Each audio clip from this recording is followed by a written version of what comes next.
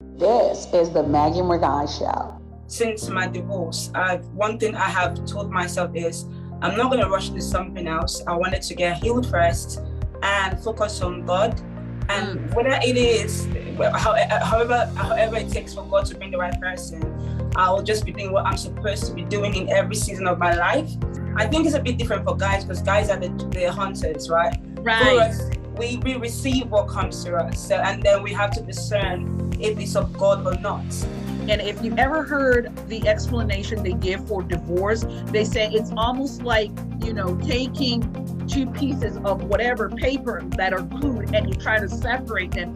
And obviously there's damage. And they do say that there is something that happens to either party. Because they used to have the scars. But right.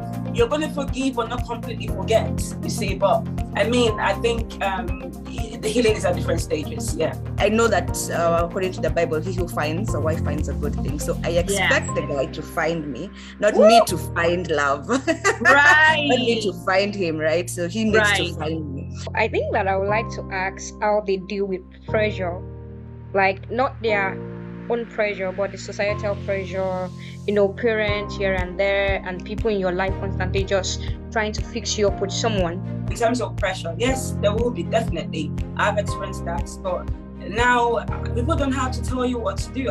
You can suggest someone and thank you very much. Then it's still on my part to pray and ask God if this is a person or not, and that's it. Being single parent being single is challenging, especially for men. Like women can maintain. I'm not able to go through this again.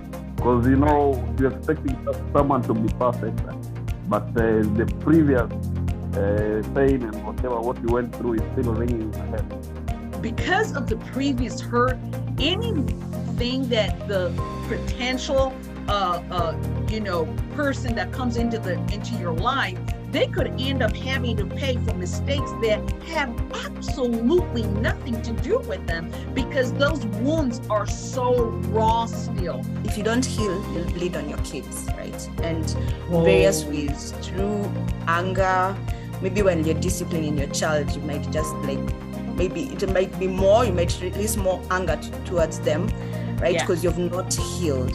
Right. So you definitely need to take a deliberate action to heal, even if it's go for therapy and all that, because you'll definitely bleed on your kids. And again, your kids remind you of your ex. They will forever remind you of your ex because they are there. It's very important that we seek counsel and therapy. It's so important. And not even the fact that you bleed on your children, you bleed on everybody around you. There are people who are still carrying bitterness, and it's been how many years? I know people who have been divorced before me, and they are still carrying bitterness. I feel like a lot of people have that feeling. They feel like their mistake still defines them. It can be a stage of healing and all that. So how did you get out from that place where you know that, okay, this does not define me? I learned from my mistake. So when you make a mistake in life, you learn from it and make sure you won't be able to repeat it again. That's why I don't want to date around the fact that I already know the mistakes I did. So if I'm going into another relationship, I'm not going to repeat the same. So I think let nobody define you. Let your past not define. Let the relationship that you are in not define you. If you let God define you, as Jonah said, and you will be able to define yourself. Accept what you are, and don't bend on some things that you feel you cannot bend on. I think a lot of people settle with the wrong spouses because of the fear of the unknown. How would I, care for the children? How would I pay rent, the bills? A lot of marriages now, there are people who would want to go, but they will still stay in abusive marriages because they don't know how to fend for themselves. That's what we try to encourage people to get to do something for yourself, learn a trade, do something, go to school, and just do whatever you need to do so that when that happens, you are able to. So I think your children are like your training ground for your next marriage. Yeah. They will test you. They will test, especially teenagers. They'll test you. They would you learn how to forgive. You learn how to speak. You learn how to be intentional. Oh wow. And spending time. It's almost like I see like a training ground. You learn a lot of patience. For your children. It's not like marriage where, if it's not working out, then one person wants to go, nobody wants to keep. These are your children. You're not gonna just chuck them out of the house because they're here to stay. They're here to stay. You have to practice the fruit of the spirit. Yeah. Therapy. Why is it that we frown on it so much as Africans, and not just even Africans in Africa, but Africans wherever you find them? People just feel like it's people who are like, they have issues mentally, like they're going crazy. Right. Go for it. I mean Nigerians think that. I don't know about other countries.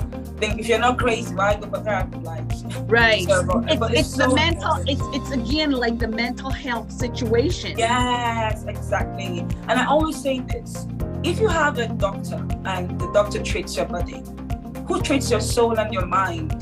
Right. You know, God has given these people tools, and they know how to get along with it. I think also this notion of Africans are strong. Like Yeah. that perspective, we are very Strong black woman. Strong black woman. Exactly, strong black woman. You'd even see memes of like Africans running and tearing apart lions because we are that strong. You won't see like someone from the western side of the world like fighting with a lion, for example, right? Because we are very strong. So this being strong actually inhibits us from being vulnerable. As you've said, that it has gotten me this far, apart from God being also in it as well, but it has gotten me this far, just dealing with all the pain and just talking to someone who kind of understands what grief is all about. Yeah.